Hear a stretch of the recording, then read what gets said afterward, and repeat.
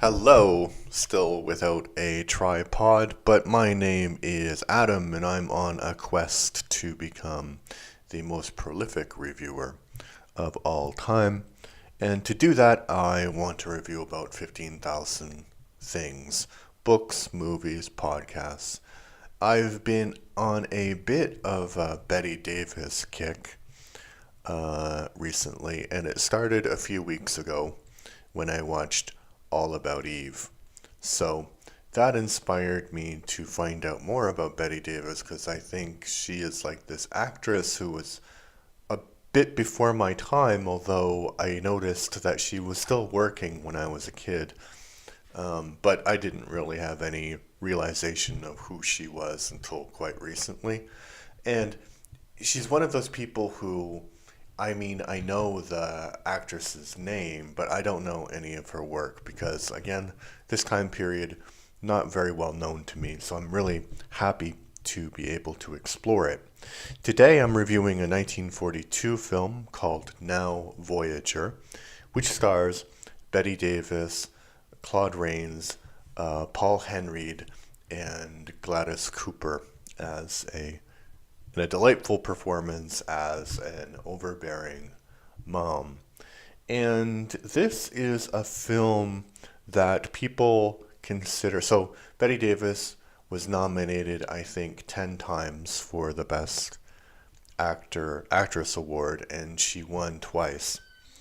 So basically, she was nominated about, I guess, 10 times, 12 times in total, and she won twice, which is a record, actually.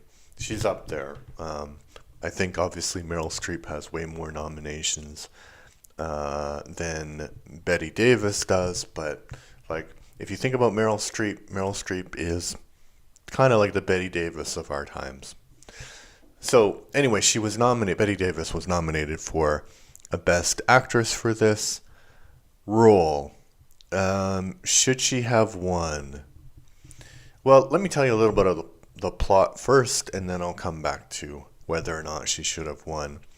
So the plot is basically there is this one woman named Miss Vale, Charlotte Vale, and her family, like her sister, is really worried about her.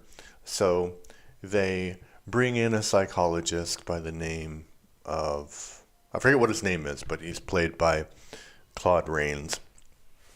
And Claude Rains does a really admirable job of being somebody who is respectful and witty and also very direct as a psychologist. So they bring in the Claude Rains character to see if she really needs to go to the sanatorium or not. And she does. So she goes to the sanatorium and she makes this like remarkable recovery. And before she's like really plain, she's got these huge eyebrows, and they do a great job of making Bette Davis look uh, dour, I would say. And so she gets into the sanatorium and she's out from under the tyrannical care or influence of her mother, and then she starts to open up a bit and she goes on a cruise because her psychologist says that she needs to, meet new people, get into adventures, learn about life. So on this cruise, she meets a guy played by the played by Paul Henreid, and I can't really check the name because I can't like go back and forth with the number of hands that I have available right now, but I think Durance, this is the character's name. And they get stuck together because there's one free carriage, basically. So she kind of tolerates him for the day, and he is like remarkably kind. He's like a gentleman. But one of the first things he says is that he's married and he has 3 kids. Or, yeah, 2 or 3 kids anyway. And he shows a picture of them, and so they get closer and closer, and this cruise, I guess, is 3 weeks long or something. So on the cruise, some of Durance's friends are on the cruise, and they talk to Miss Duchamp because she has an alias for plot reasons. So they talk to her, and they're like, the marriage isn't very happy and she's a horrible woman and she's stifling all of this stuff. So, I think his name is Paul. Paul and Charlotte get more and more close, and Charlotte tells him about her, and he calls her Camille, and she tells him about the treatment in the sanatorium and how the doctor did wonders for him, and basically because his daughter Tina is suffering kind of in much the same way that Charlotte was suffering when she was growing up because her mom basically didn't want her. And that's the thing. Like, the whole theme of the movie is that your mom doesn't want you, and so she's much harder on you than she is on other siblings. And because of this pressure, and because your mom is such a big character in your life, it's going to affect you. So, because of the plot, well, then they go back to their normal lives, and I forgot what the name of Vance, or I don't know, I don't know what Charlotte's last name is, but they're a big Boston family. And so, because she's come out of her shell, she has a lot of interest from men, and one guy who she's known all her life, who was also from another big Boston family, decides that he wants to get with her, and they get engaged. But basically, she breaks it off because she's not in love with him, and this causes more conflict with her mother because there's lots of because she's still living with her mother and she's trying to be, free, and she's trying to be independent. And finally, they have a huge fight about this, and her mother has a heart attack and dies. So, this kind of sends her back into having I think they say it, like a nervous breakdown again. So she goes back to the sanatorium with every intention of having this nervous breakdown, and then she sees that Tina, Durance's child, has been sent to this sanatorium basically on her recommendation. So it's not exactly the biggest coincidence in the world. It's something that could happen, definitely. So, but she's like, okay, Tina's here. I need to be, I need to show her how she can be better, how she can live better in this weird situation. So basically, the end of the plot is where they decide, like Camille, who is Charlotte, and Durance, they decide that they're going to have like this special area of life together where Tina is going to be treated like Charlotte's daughter and Durance's daughter together, even though Durance is still married. And they have this like wonderful. It's such a scene that you don't see nowadays, because the idea is that, so I think when audiences would have been watching this, they would have seen that Charlotte was making a sacrifice for her man by helping Tina. But in Charlotte's mind, Tina is not a sacrifice. She's like a purpose of life. Like, her life is empty and she doesn't have any meaning. And Tina comes along and she's like, yeah, I can be a good figure in this person's life, and I can put her on the right path, the right direction, you know. And the Durance's character also sees it like the audience would see it, and he's like, I can't allow you, I'm going to take Tina out of here. I can't allow you to make this some kind of sacrifice. And then Charlotte explains what I was explaining to you, that it's not about making a sacrifice for her man. It's like, I want to do this because it's about something that I want, right? And there is a connection to you, to be sure, and we can have this connection together, but like, this is more important for me and Tina than it is for you, basically. And the last scene is really, really lovely. They do this thing where they're like, you know, that's the most famous part about the movie, is where like they'll light cigarettes together, and it's like supposed to be this really romantic thing. But I think that the really romantic thing is, I think the last line, that Bette Davis says, which is, "Why are you asking for the moon when we have the stars?" You know, because they have a situation that is good for them and it works for them. It's a bit unconventional, but it's actually better for every character in the movie. Like, it's better for Charlotte, it's better for Tina, it's better for Durance, it's better for, I forgot what the wife's name is, but it's better for her because she absolutely hates Tina.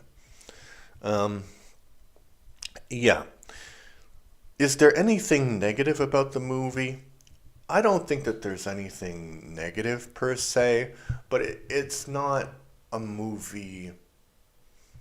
It's a pleasant movie. It's an interesting take on romance, which, as I said, I don't think that we have now much nowadays because generally, usually, children, and this is weird too because nowadays we have much more mixed families than we did in 1942.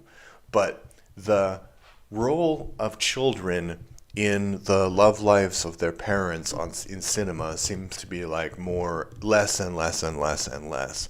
And only if it's like a Christmas movie or a family movie does that come up. Like I think about Love Actually. So I don't think that there is any, and it's weird because there should be a lot more movies like this. Not necessarily with the same conclusion, but about the same kind of topic, but there aren't. So, yeah, I would say maybe, I'm not sure if it's a criticism, it's just something to point out, is that Bette Davis, as I've mentioned in a number of my other reviews, is not like a gorgeous woman. She's a cute woman, she's an attractive woman, and the camera really knows how to make her so. But um, the dour looking Bette Davis, Charlotte, when she's really feeling the pressure and she's really put upon by her mother. I don't know. I think that's a bit much. It's a bit like, although, and I don't think this is the origin of the trope by any stretch of the imagination. But there's this bit where, um, you know, she her mom wants her to wear glasses because she only has, one set of eyes, which is a good point. But, Tina wears glasses too. But part of the thing when they're attractive is they're not wearing the glasses. Because glasses, of course, you can't be attractive with glasses. And then it's like, if you're an attractive person, you're attractive with the glasses or without the glasses, unless your glasses are like really ridiculous. But then just get new glasses. And her eyebrows are like caterpillars. And it's weird because I understand the kind of story reasons they do that. Like they're saying like her mom has control over everything in her life, like from the way her face looks, her eyebrows look, to her dress. And her mom is trying to marry her off, so you would think that she would be willing to have her daughter trim her eyebrows. And I don't know, because this is a little bit of a non sequitur, but I think it's really interesting how eyebrow shape and size change over time. And if you look, and it's so quickly actually, like I think it was Buffy the Vampire Slayer was on for about 8 seasons, and you can see the trends in eyebrows if you look at the actresses. Like I think when they started, it's just like a pencil line eyebrow, and then it gets like more bigger, and then it's really really weird. But those eyebrows, I think, when she's playing the dour version of Charlotte, are not her natural eyebrows. I think that they put some stuff on them because at the time the eyebrows would have been really really thin as well. And personally, I don't like that look. I think that they should be a little bit more there. Like you should know that somebody has eyebrows. Yeah, I can't really say much about my eyebrows. And that's the thing, too. Like, with men, nobody cares what the eyebrows look like, I think. Or at least they didn't used to. Maybe they do now. All right. Should she have won an Oscar for this performance? It's really hard to say because I don't know the other performances of that year. So I don't know. But I think that she does a good job, and it's a really subtle job, which is also hard when acting. But I don't think that this is in her, it's not her best performance. So if you look at something like, if you look at Whatever Happened to Baby Jane or All About Eve, or even a movie like The Petrified Forest that gets forgotten a lot nowadays, her performances I think are better in those because she's playing a more interesting characters, right? So, yeah, I don't know. What do you think? Do you think that she should have won an Oscar for this performance in 1942? And if you do, well, what do you think is the best Bette Davis performance? Let me know in the comments. So I'm trying to have 200 subscribers by the end of January. I have 164 at the moment on YouTube, and I'm trying to get 15 followers on Spotify. So if you're listening to this on Spotify, please follow the podcast. All right. Thanks, everybody. Bye-bye.